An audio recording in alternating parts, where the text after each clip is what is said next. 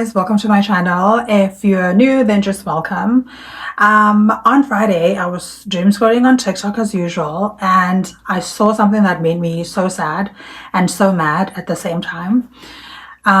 This girl was talking about, she was like going off and she was really angry and really upset because she is homeless and she has this ex, right? He has an extra room in his house and she is homeless. She lives in a shelter and this guy has been like using her. So he'll pick her up from the shelter and then they'll hang out, she'll cook, clean, do his laundry, whatever, sleep with him as well. And then he will then come back and drop her off at the shelter. And she was super upset because she was like texting him to say, hey, I'm done. Like, I'm done with this.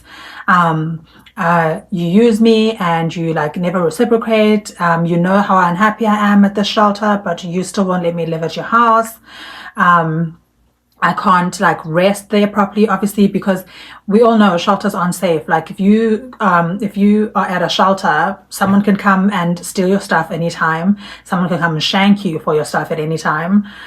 It's just not a safe environment, especially now, because anybody can claim to be a man. No, anybody can claim to be a woman so that they can be put into the women's shelter. So people that like mean harm, like people that want to harm women, can simply walk into a women's shelter and say, hey, I identify as a woman, and they'll be let in there.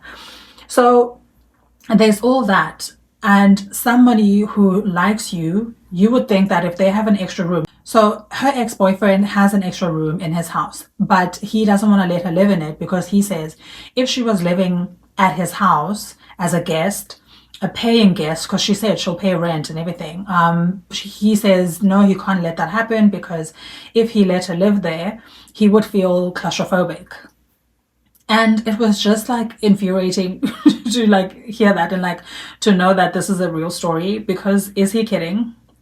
And when she was texting him, she was texting him like, I don't want to talk to you for a while. I don't want to, I just something, but like it was like for a while, I'll talk to you later. And he also owes her money. How do you have a house and you owe a homeless person money? Like, why would you feel okay taking resources from someone who obviously really needs them, while at the same time not reciprocating, not even trying to help? Because it's one thing to say, I have this house with an extra room, but I'm broke.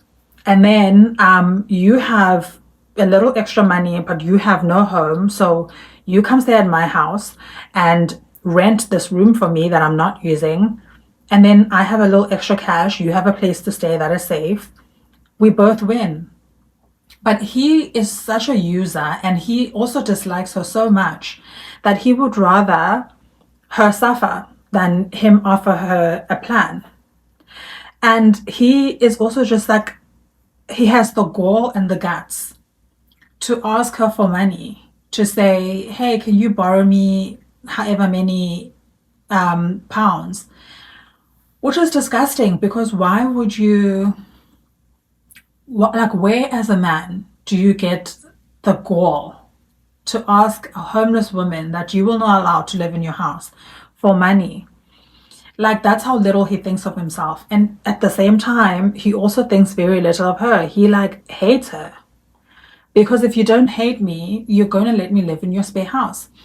And what I hated about the messages that she was sending him, what made me sad, is that she wasn't closing the door on him. She wasn't saying, F off, I never want to talk to you again. You're blocked after this message. Never want to see you. We're done. She wasn't saying any of that. I think she was just trying to scare him to act better. She was trying to say, hey, I'm going to leave you, so that he gets a shock and says, okay, yeah, you can come stay with me. But that's not going to happen, because this isn't a person with a proper conscience like the rest of us. He won't see that as a cry for help. He's going to see that as whatever. Like, if you want to go, go. If you want to stay, stay. Like, he doesn't care whether their relationship lives or dies. He just cares about what he can get from the relationship, from her, or from anybody really, like from the next person, because he knows that he's going to go find another chick who is in a dire situation that he can use for his own benefit. Because that's what this is. This is no relationship. This is no friendship. This is no romantic relationship. This is only a man that has found a woman that he can use. And I want to like make it very clear that just because she's at like she's in the vulnerable position here, it doesn't mean she doesn't also have an opportunity to learn from the actions of this man. Now that she's seen it, because she has now noticed and realized that this man doesn't care for her as much as she cares for him. Now that she has realized that, I think this is an opportunity for her to take herself and take her stuff, take her money, take her resources, take whatever she has, because she is a great cook. She cooks for him all the time. She cleans his house. She does his laundry, all these things. Like take all the things that she's able to do and pour them into herself. Instead of pouring all these things into this man who doesn't care, she needs to be taking those resources and pouring them into herself, so that she is able to figure her way out of this. Because at the moment, I think her focus is split in two ways. Her focus is split on him and making this relationship work, or maybe reviving the relationship since there are exes.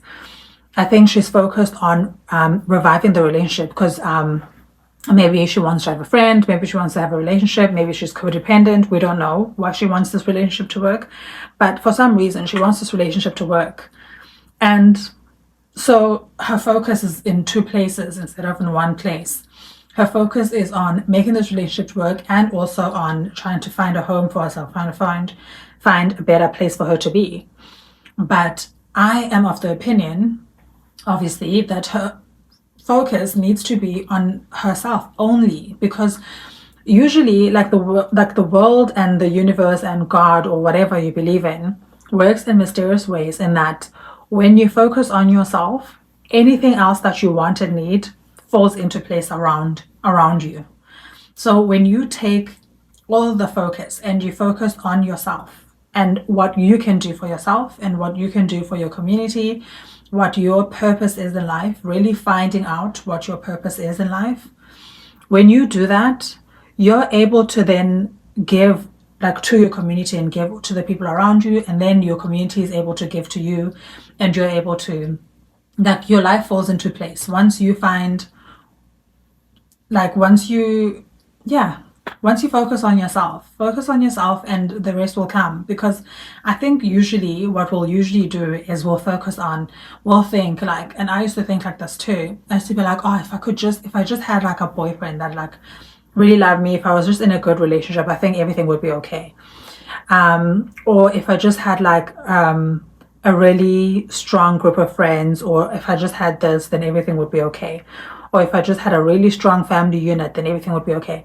But it doesn't work like that. It works with, you work with what you have. If you don't have a strong family unit, that's fine. If you don't have a strong friend group, that's fine. If you don't have a strong relationship, healthy relationship, that's also fine, because you're fine by yourself. Like, we are social beings, of course, and we thrive when we have good social relationships.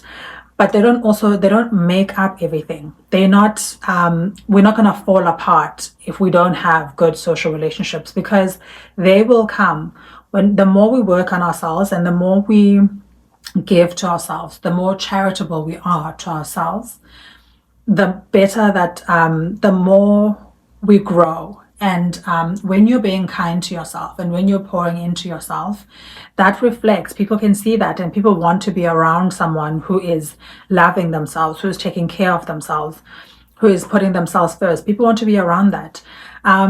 When we are chasing other people and not pouring into ourselves and not giving ourselves attention, that also shows that desperation for other people to take care of us and for other people to validate us and lift us up. That desperation shows, and people don't want to be around that. People don't want to be around desperation. It's not a good look. It doesn't give people confidence in you. It doesn't give people confidence in your abilities.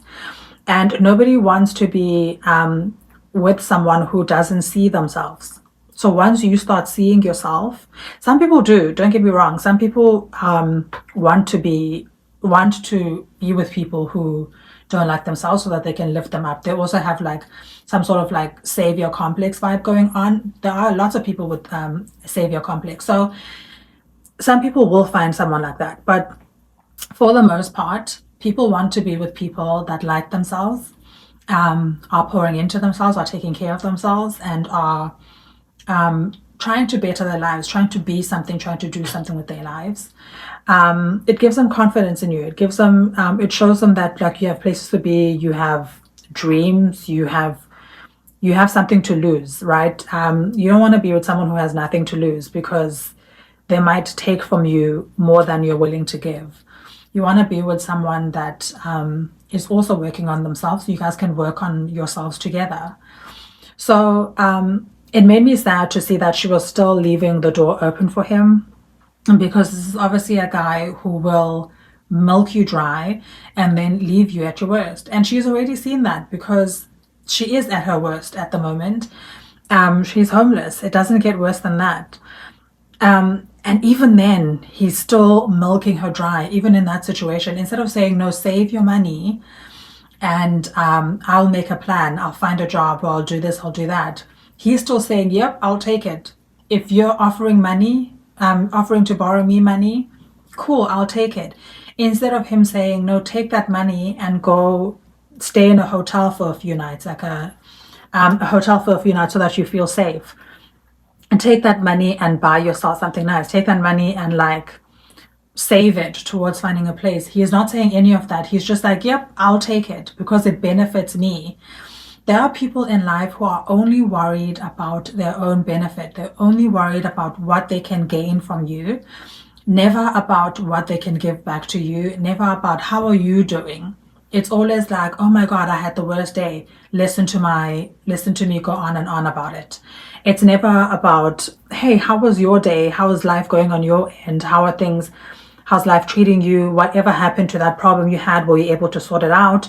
Do you need any help from me?